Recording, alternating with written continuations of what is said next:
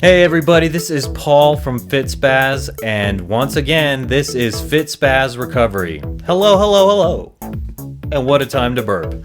I just want to say hello again today. I did a recording yesterday that did not turn out so good.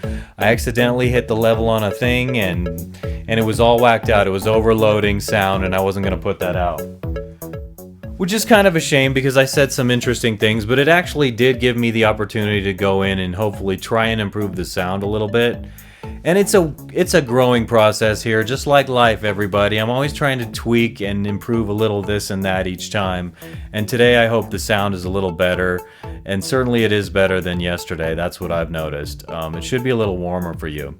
But let me just jump right in and say how much certain things have changed in my life, and I'll just give you one example, okay?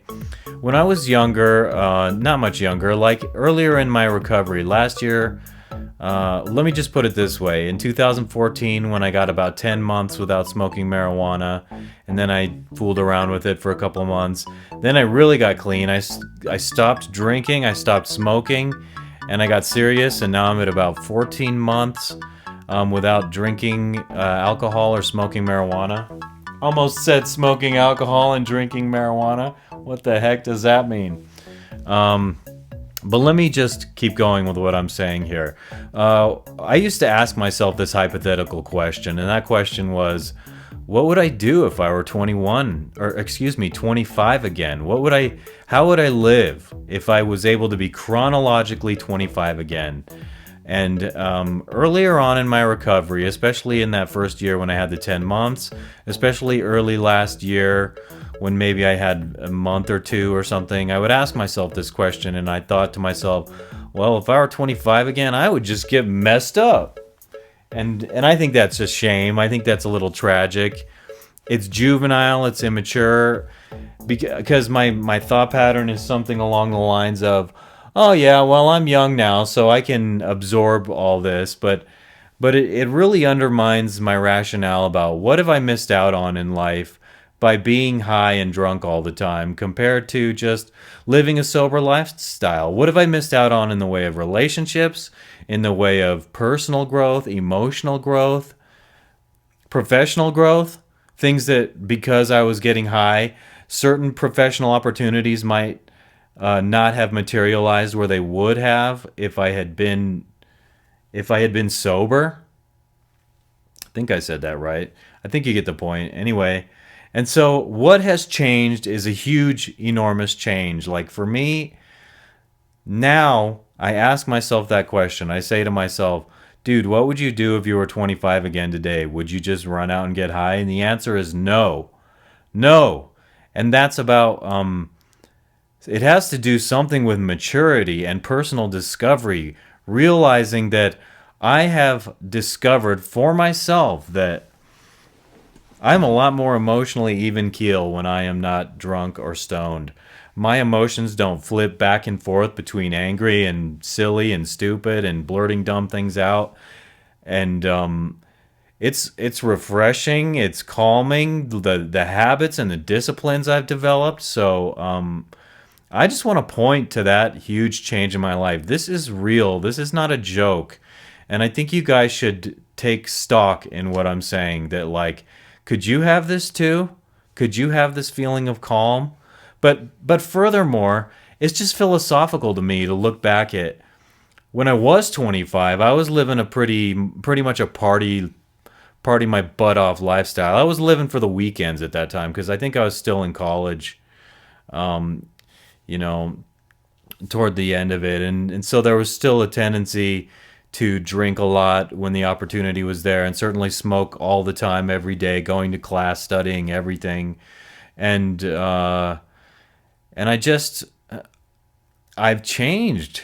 It's a profound change, and I wanted to bring that up. I think I might have mentioned it on a recording before, but for me, I really reflect on that and go, wow, that is something, that this kind of change could take place in me. And it's like I've said on previous recordings, it's maturity.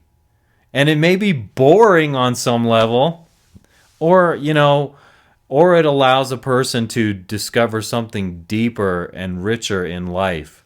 in the way, in whatever life has to offer, between what I said I might have missed out on, learning, growing, enriching myself, having relationships that aren't revolving around the social need to get high or drunk or messed up on something, whatever. And do I miss that stuff? Sure, I do. But do I miss my emotional roller coaster that I was always on? Heck no. I don't want it anymore. I just feel a certain calm and relaxation and tranquility. And it's because I've been working on it. And in conjunction with those things, okay, quitting the drinking, quitting the smoking marijuana, I want to say I also used to smoke cigarettes, and I also used to bite my nails incessantly from dawn to dusk. And so these were all nervous habits that made my mind just a wild nervous knot all the time. And smoking cigarettes, you guys know what that feels like. Whoever's smoked a cigarette before, it is just a nasty, nervous habit. And it's like, I always kind of likened, I have this voice in my head. Like, I recall saying when I'm addicted to cigarettes, it's like this evil, demented voice that's like, get high, smoke a cigarette, and you're like, what's your point, Paul? My point is that every different type of addiction I've had has a different drive behind it. And there was this kind of demented feeling I had smoking cigarettes of like, ugh. And so, it is also an addiction. And so when you're talking about treating your addictions, I think it's essential to get clean from all of these things, because I also think the nervousness that smoking cigarettes causes creates also its own form of anxiety and stress. I just couldn't feel calm smoking those things. I would smoke one and I feel sick as hell, and my mind's telling me, smoke another. Even though I know the outcome is like I want to vomit and I feel dizzy and nasty. It is so distinctly different from getting high on marijuana in such a gross and disgusting, nasty way. And then my mind is also, another thing with cigarettes, it tells me like, yeah, lighten that thing up. It looks cool. And you're like, yeah, hey, what's up? Ooh, yeah, I'm cool, I'm hip, I'm smoking a cigarette. And honestly, that's like the mind playing tricks on me or something, because intellectually it's so stupid to hurt your body that way. But emotionally, it's so wrong to it's just common sense. I would smoke a cigarette and then I would blow it out through something like a white rag or dish towel, and you see the tar coming out onto that white piece of cloth that you're breathing through, and you're like, my God, that can't be good for my lungs. Just the same way that it would happen if I were smoking marijuana or smoking a bong and exhaling through, you would get that same effect of some kind of black, tarry, toxic whatever coming out on that. And my point is, so I've had more habits besides just the drinking and the smoking of marijuana that I've told you about. And how did I get off cigarettes? I'm lucky. I'll tell you what, one of the ways I got off cigarettes was just that, I'm telling you, just the way it made me feel was so nasty that it's just like, I can't take it for that long. The same way when I was drinking espresso for like a couple weeks in Italy, I started going crazy and I was nervous as hell and I couldn't calm down. And what about biting nails? Here's another interesting thing. It was so ingrained. And like, I would just start biting my nails and I wouldn't even think about what I was doing. How did I quit that? I don't know. I quit smoking marijuana last year during that 10-month period I told you about. And one day I was just sitting on the couch and I was like, duh. I reached a moment sitting on the couch where I'm like, I don't want to have my fingers in my mouth anymore. It's unattractive. And it's also another nervous habit. And let me just point out that when people say marijuana is not addictive because it's not chemically addictive. And I know that there's some kind of meaning to that may have efficacy scientifically, but like the fact that biting my nails is not chemically addictive, and yet it was so hard to break that habit that you can't underestimate, especially with the psychological changes smoking marijuana, how addictive marijuana is or how habit forming it is. I don't want to get into arguments about semantics, about the basis of whether it's chemically addictive or not. But the truth is, anything can be so habit forming, and it's not technically chemically addictive. People get addicted to food. That's what people say. So, food is not technically whatever is chemically addicting about heroin, but people can't stop eating it and stuffing their face and feeling miserable about themselves. All these addictions. So hard to stop. And so let me tell you the order I went through to quit, okay? There was a time and a period in my life. It's been over 10 years since I smoked cigarettes. I think I was last fooling around with cigarettes in like 2005, 2006. At some period when I came back from my trip from Italy, I was smoking cigarettes and I was like, screw this. But the way I quit smoking them was, aside from feeling nasty and disgusting, one day I was just like, screw this. And I decided I'm only going to smoke marijuana. And in that period, to quit smoking cigarettes, every time I wanted to smoke a cigarette, I would smoke marijuana. And no, I was not getting super high, but it filled that mechanical need, that function with my hands, like, or smoking a bong or inhaling or whatever. And I was able to kick cigarettes. And after about 30 days of not smoking cigarettes, I have a really strong handle on it. I can be around people smoking cigarettes, even drinking alcohol, and I'm not tempted to have a cigarette. But furthermore, knowing that cigarettes are just so nasty that it's like, it's really easy for me to be like, oh yeah, I know I don't like that. I don't need that. I don't want that. And I know some people really do fall in love with it. I get why. I have had my moments where it's like, ah, yes, this is nice. But smoking cigarettes is crazy. It's like, I need one getting in the car. I need one driving down the road. I need one in the morning right when I wake up. I need one after I take a dump. I need one right before I eat dinner. I need one after dinner. I need one before bedtime. And it's just like, you're like chasing it all the time, and it's maddening. It personally drives me absolutely bananas. So I quit smoking cigarettes that way, between smoking marijuana to get off them and and also just generally being disgusted with the whole feeling and modality and taste and smell and everything of a cigarette. Nasty. Rather drink my own urine. Seriously. It's disgusting, people. It hurts you badly. You should get off it. And I don't like to be a slave to anything. So I got off that crap. And then I know there was a period after my daughter was born where I really had my pot smoking disciplined. And the minimum I was doing it for a very long time was about twice a day. Once earlier in the day, once later in the day. And that gets all jacked up when you do finally quit, which is what I did at some point, and then you fall back into it. It's really hard to find that discipline again, and I don't know how to explain it. The governor in my brain, the biological governor of addiction, just got whacked out, and just like if I started smoking it again now, it would become an all the time type of thing. However, when I was disciplined and smoking it 2 times a day, let me tell you that it was still on my mind to constantly want to get high. And that's what I don't like about it. It's constantly like, oh, the mind is like, get high. It's knocking on that stinking door in my brain. Get high, get high.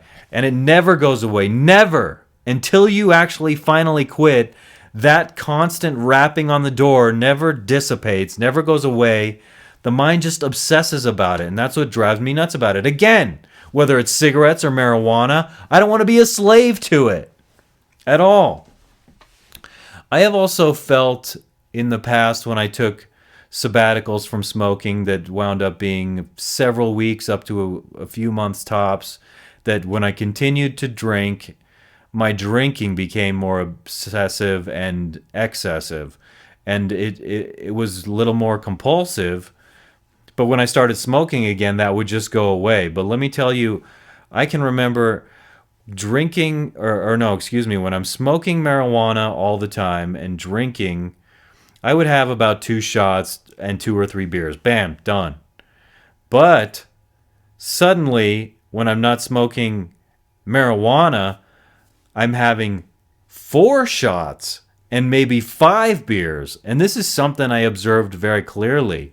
So there was this over-throttling of that habit, and obviously not good. I think alcohol's of all of these, I think maybe alcohol is the hardest on the body in so many ways. Recovery and what it does to your liver and probably your kidneys, cleaning your blood out after you put so much of that poison into your blood. Did have a fun time, but alcohol, again, being the number one thing that makes me go back, because I get in that drunken, buzzed state of mind and I go, screw it, man. I'll do anything you give me. Give me another drink. Give me a smoke. Let me smoke that joint and other things. God knows if you had them. Like, I would snort a line of coke if I were drunk. And I'm just saying that because it's honest. And anybody out there saying, oh, that's pathetic. It's like, there's that aspect of how it's pathetic being a drug addict. However,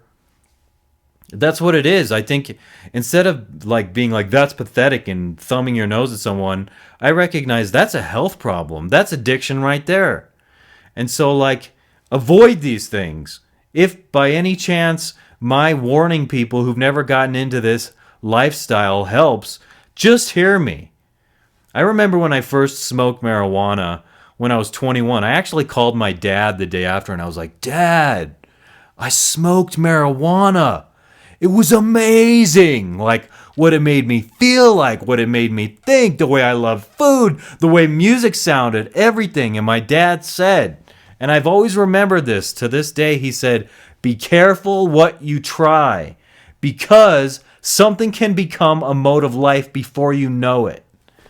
And those are powerful words. They are certainly powerful words, and you just fall into it, because when you get high and you have a really good experience like I did, it's like the mind is like, well, yeah, let's do that again. That felt amazing. It was like absolute euphoria. And now I'm like, what I'm saying now might sell people on the idea of trying it. I'm not saying try it. I'm saying, by golly, even though people play down how serious it is, you can become stuck on it. You can become habituated to it. You can become so foggy, you'll forget what it was like to be sober. After a long while, you're just like, what was it like to be straight?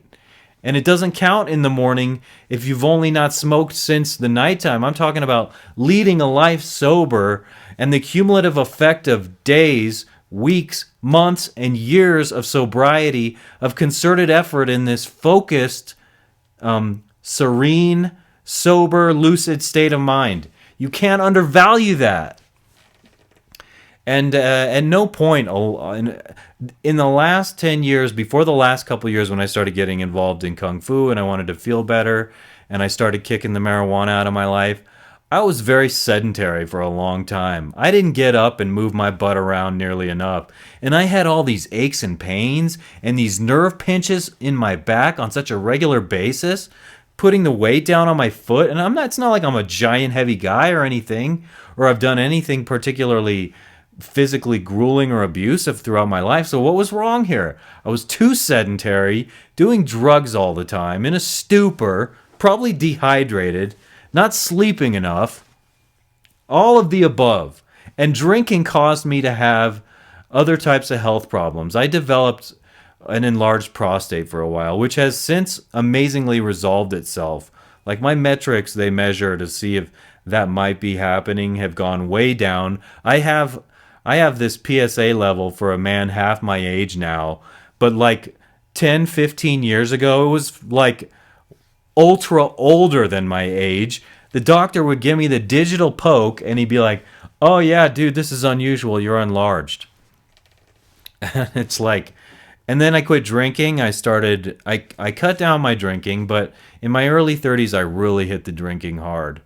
But my point is, between physical activity, between not smoking marijuana and getting disciplined about habits that are healthy for your life, eating right, sleeping right, and for me, additionally in the morning, like I'm saying like a broken record here, and I will continue to do so, praying, meditating, my morning exercise routine, additional activity and movement, recovery days. So like if I'm not exercising on that day, there's a good chance that I'm still getting a lot of hydration in, and I'm also stretching my entire body thoroughly and doing this foam roller and trying to detoxify. Just doing everything in my power naturally to feel good because I don't want an Advil. I don't want some Prozac. I don't want mood medication. I just want to feel as good as I possibly can. And you know what? Sometimes I feel nervous. And sometimes I know I'm like, but also it's not because I'm an addict. The conclusion I've come to is because this is just the normal state of life to have anxiety once in a while. And so that's why exercising helps. That's why praying helps. Calming myself deliberately through meditation, trying to cultivate a relaxed personality, a relaxed spirit in every way, trying to be in touch with your spirituality. I can assure you that conduit that you have spiritually, it is much more solid and real being sober. That's what I have learned. If I smoke or I drink alcohol, that door is going to slam shut and I can't even get my mind to focus for 2 seconds like I can now. And it amazed me this morning. I'm meditating and I'm like, and I'm only doing it about 18 to 20 minutes these days. It varies on the day. And so like at the end of 18 minutes, I'm like, that was ultra fast. All I'm doing is sitting here with my eyes closed, clearing my mind out. And it's like, boom. It's faster than 20 minutes of exercise. In fact, exercise, when you're doing something really hard, the time actually slows down. It would only fly by like if I were in a group of people and having a certain kind of fun. You know how time flies when you're having fun? It depends. When I'm doing high intensity interval training or mad cardio running in place, it's like, whoa, this minute can last a really long time. But when I empty my mind out and meditate, I feel amazingly calm. Time flies. And I mean, just getting rid of the ego is a beautiful thing. That's what I have discovered. I have changed people who knew me in the past. Do you realize?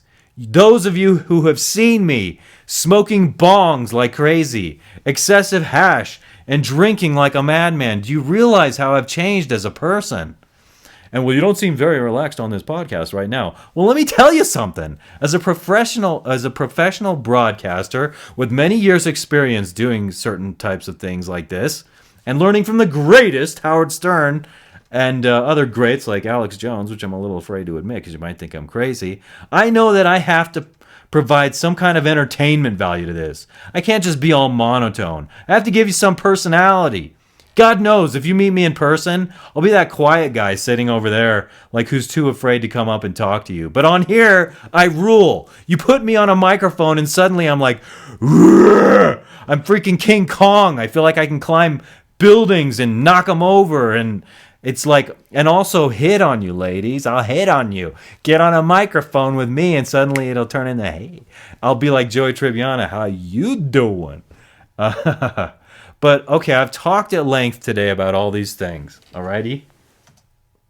And I want to wrap this up because I talked about some good stuff, and I think I'm going to proceed next time with the next step, which I think is either 7 or 8 where I am. It's one more having to do with God, and that one's I have to think about that one a little more. And then I'll proceed to other steps where I have a little bit.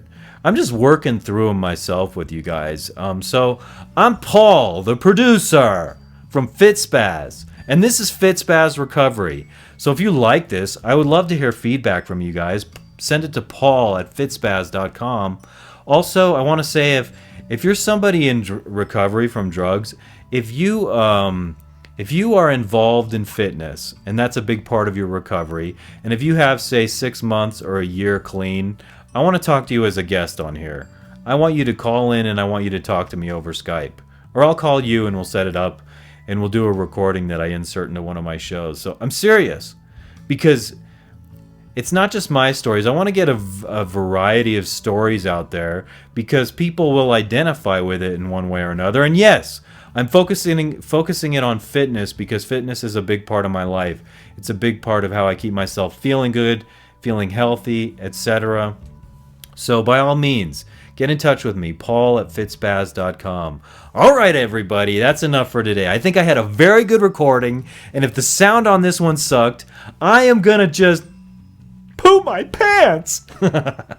All right. Did I really say that? I did. I can still be silly. I just don't have to be a shock jock like I used to be. So This is Paul. This is FitSpaz Radio, and I will talk to you. Maybe tomorrow I'll do another one of these. We'll see. I don't know. Take it easy, everybody. Peace.